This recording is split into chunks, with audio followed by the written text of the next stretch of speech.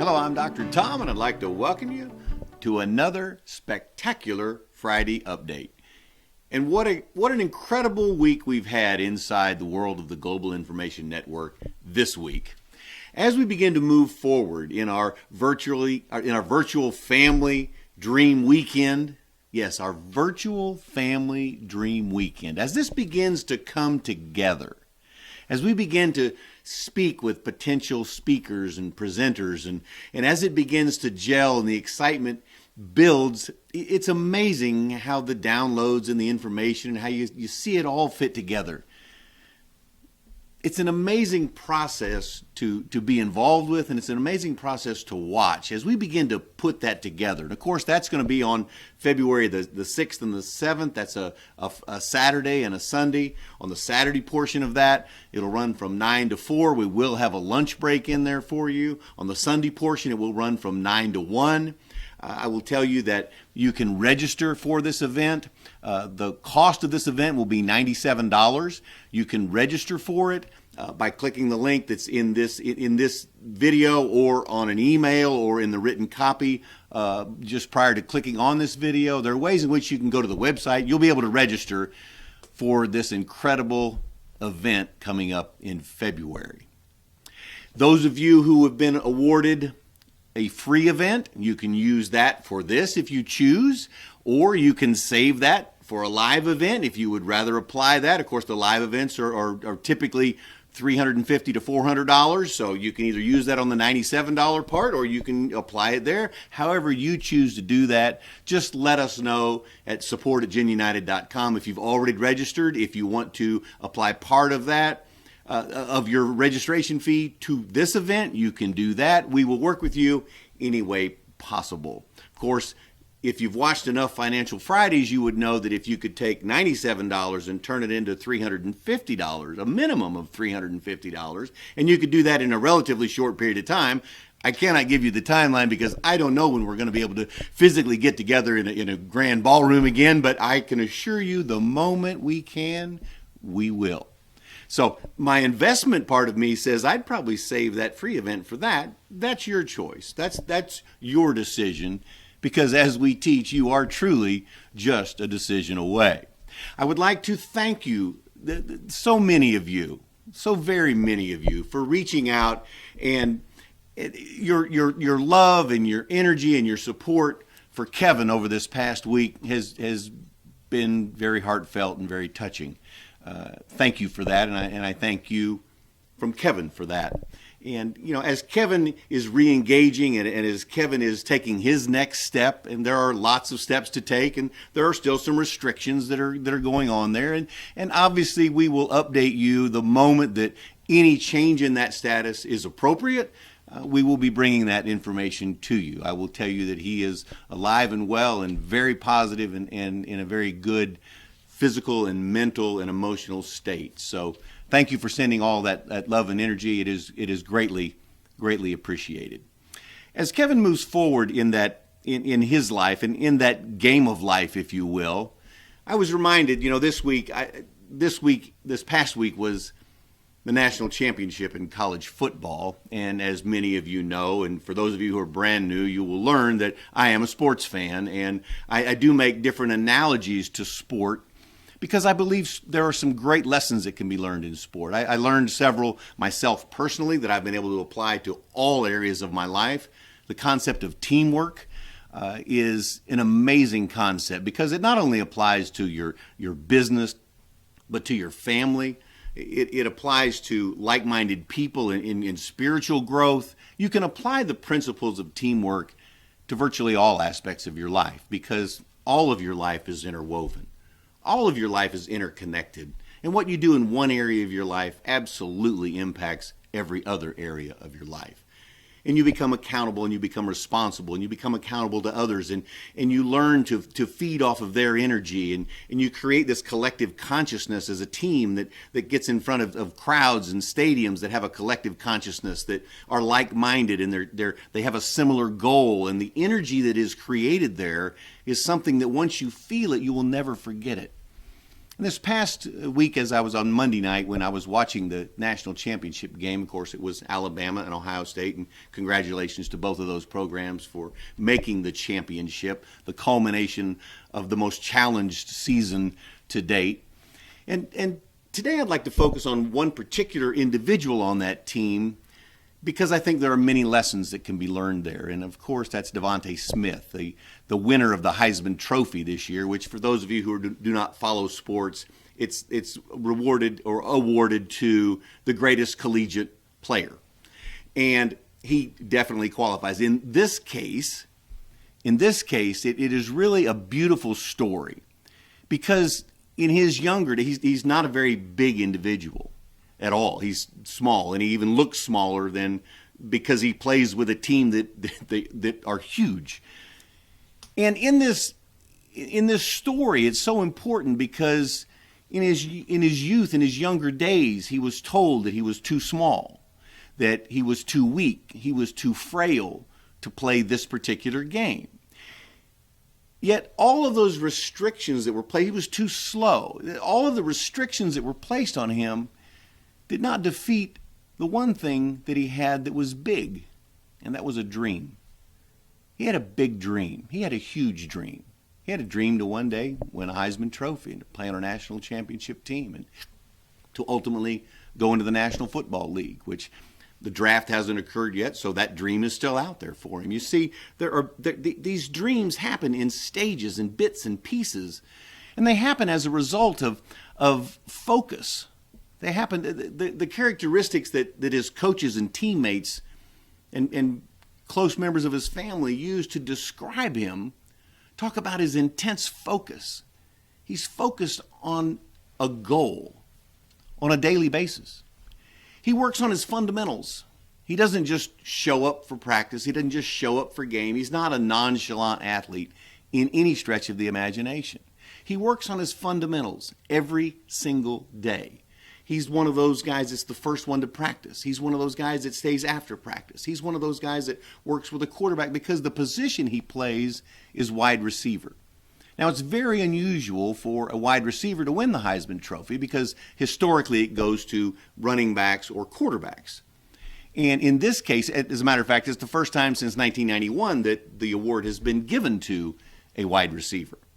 Now, in understanding that his focus and his fundamentals and his practice skills and his practice habits and his preparation for the game, not just physically, not just what he puts into his body, not just the exercise, not just the repetitions that he does, but the nutrition that he takes on and the thought process and the way in which it's a total package of how can I be the very best me? Because when I'm the very best me, I can help my team to become the very best of who they are, to reach their potential.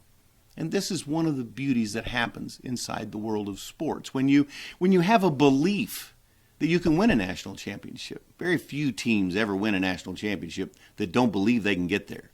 Because they don't. They can't. It's impossible without the mental edge because the competition is so intense at this level of football.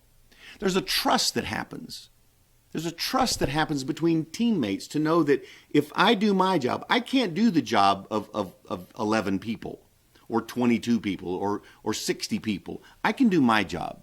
Yet if I trust that the person next to me does their job, we can succeed as a team. Do you have that trust in your business environment? Do you have that trust in your family? Do you have that trust in your financial world? Do you have that trust in your spirituality that the people that you surround yourself with have a common goal and you're moving together, you're supporting each other, you're helping each other? It's one of the beauties of Gin, and it's one of the things that I so dearly look forward to when we get together. Because when we're together as a group, when you get to hug people, shake their hand, elbow bump, whatever it is we're going to be allowed to do when we get together, I have a sneaky suspicion we're going to be hugging.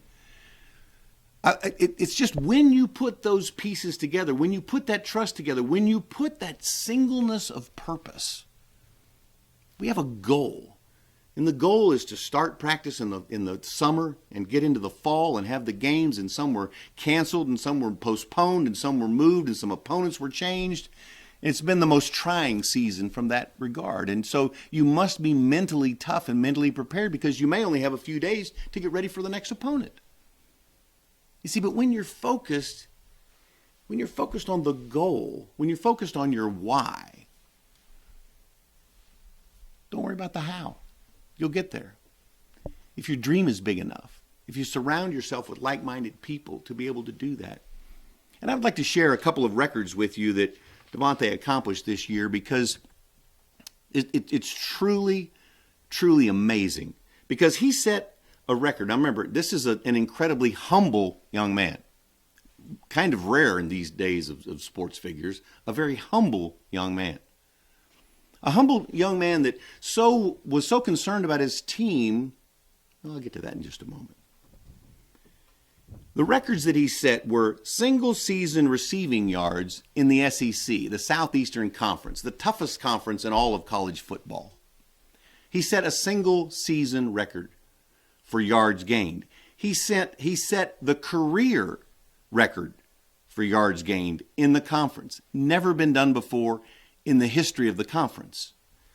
He set the single-season reception record for touchdowns, the number of touchdowns in a single season. He set the career record for number of touchdowns set in an entire career in the SEC.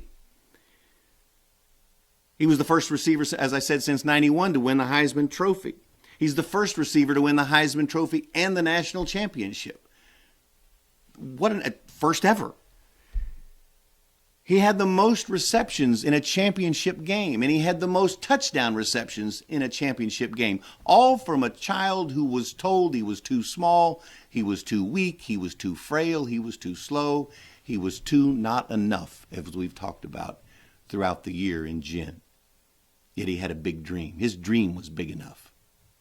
And the importance of this is that he set these records in the toughest conference in the country, and he set it in a year in which they only played conference members, which means the 10 regular season games they played were all against SEC members.